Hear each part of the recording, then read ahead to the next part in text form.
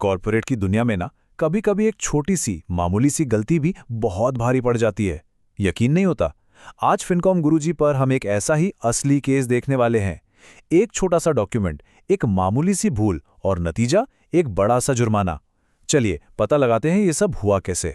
तो सवाल ये है कि एक बिल्कुल रूटीन सा फॉर्म भरने में हुई गलती 16 महीने बाद 40,000 रुपए के जुर्माने में कैसे बदल गई। ये कोई छोटी मोटी कहानी नहीं है। इसमें कॉर्पोरेट गवर्नेंस और कानूनी जिम्मेदारियों के बारे में कुछ बहुत ही चौंकाने वाले सबक छिपे हैं। तो कहानी शुरू होती है एक कंपनी से जिसका नाम है VNL निधि लिमिटेड। इन्होंने एक रूटीन फॉर्म फाइल किया, बिल्कुल वैसा ही जैसा कंपनियां आए दिन करती हैं, लेकिन इस बार कुछ अलग था। यहीं से पूरा मामला दिलचस्प होना शुरू हो गया। अब यहां जो बात सबसे ज्यादा हैरान करती है वो है टाइम गैप। सोचिए, कंपनी ने फॉर्म भरा मई 2022 में और जवाब कब आता है? पूरे 16 महीने बाद, सितंबर 2023 में। और वो जवाब भी क्या था? रिजेक्टेड। इससे एक बहुत बड़ी बात समझ आती है कि कंप्लायंस से जुड़ी दिक्कतें जरूरी नहीं कि फौरन सामने आएं, वो महीनों तक छिपी रह सकती हैं। लेकिन रुकिए, कहानी यहीं खत्म नहीं होती। फॉर्म का रिजेक्ट होना तो बस कह सकते हैं कि एक शुरुआत थी, क्योंकि इस एक जांच ने एक पूरी तरह से अलग और कहीं ज्यादा संगीन गलती को सामने लाकर खड़ा कर दिया। चलिए देखते हैं कि वो असली गड़बड़ थी क्या। तो यहां पर मामला थोड़ा टेक्निकल हो जाता है, पर इसे समझना बहुत जरूरी है। देखिए, असली मुद्दा था कंपनी रूल्स 2014 के एक खास नियम रूल 14(6) का उल्लंघन। अब आसान भाषा में इसका मतलब क्या है? जब कंपनी ने नए शेयर जारी किए तो उसे एक फॉर्म भरना था, फॉर्म PAS3, जिसमें सभी नए शेयर होल्डर्स की पूरी डिटेल होती है। और बस यही काम उन्होंने नहीं किया था। तो जो NDH4 फॉर्म की जांच हो रही थी ना, उसने इस छिपी हुई गलती को पकड़ लिया। और अब आता है कहानी में एक दिलचस्प मोड़। अपनी गलती को छिपाने के बजाय कंपनी ने खुद आगे बढ़कर एक कदम उठाया। उन्होंने एक एप्लीकेशन फाइल की जिसमें उन्होंने अपनी चूक को माना और अधिकारियों से कहा कि वो इस मामले पर औपचारिक रूप से फैसला करें और जुर्माना तय कर दें। तो अब सिचुएशन ये थी कि एक गलती तो हुई थी, लेकिन कंपनी एक्ट में उसके लिए कोई सीधी सीधी पेनल्टी नहीं लिखी थी। तो ऐसे में क्या होता है? क्या कंपनी बच निकलती है? नहीं। यहीं पर कानून का एक बहुत ही पावरफुल सेक्शन सामने आता है, जिसे अक्सर कैच ऑल क्लॉज भी कहते हैं। ये सेक्शन है कंपनीज एक्ट 2013 का सेक्शन 450। इसे एक तरह का कानूनी सेफ्टी नेट ही समझिए।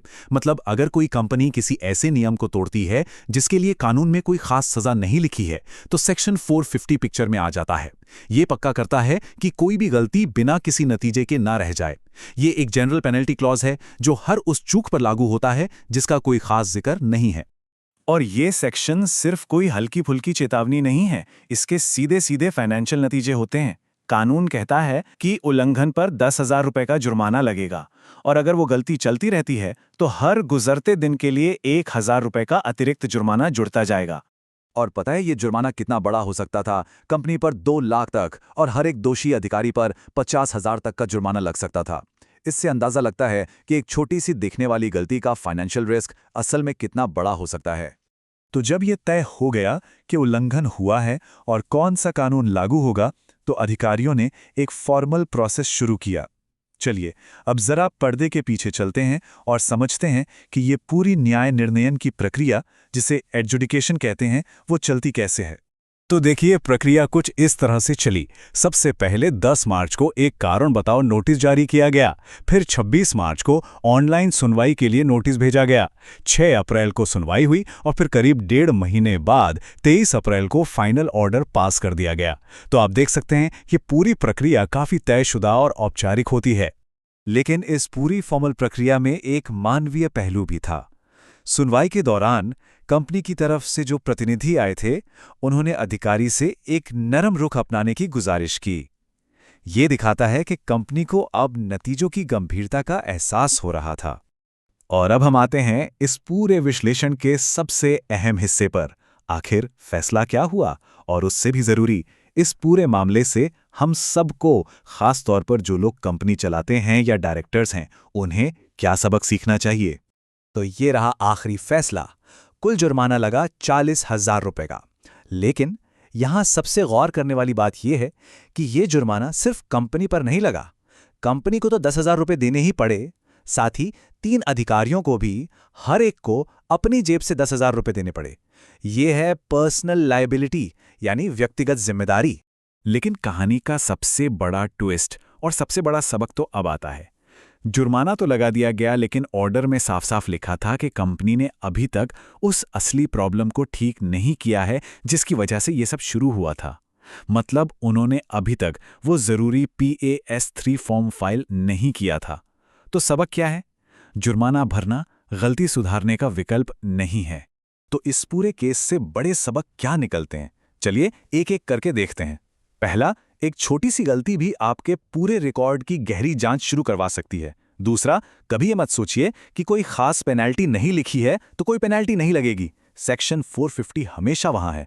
तीसरा, डायरेक्टर्स की व्यक्तिगत जिम्मेदारी होती है और जुर्माना कंपनी के पैसे से नहीं, अपनी जेब से भरना पड़ता है। और आखिर में सबसे जरूरी बात, जुर्माना भरना एक बात है और अपनी गलती सुधारना दूसरी। दोनों काम करने पड़ते हैं। तो अंत में ये मामला एक बहुत ज़रूरी सवाल खड़ा करता है। सोचिए, ये सब शुरू हुआ 2022 में फाइल किए गए एक आम से फॉर्म से, और गलती पकड़ में आई 16 महीने बाद। तो असली सवाल ये है, क्या कंपनियों का कंप्लायंस रिकॉर्ड वाकई उतना साफ सुथरा है जितना बाहर से दिखता है, या कहीं कोई छिपी हुई गलती सतह के नीचे एक बड़ी मुसीबत बनने का इंतजार कर रही है? ये सोचने वाली बात है ना?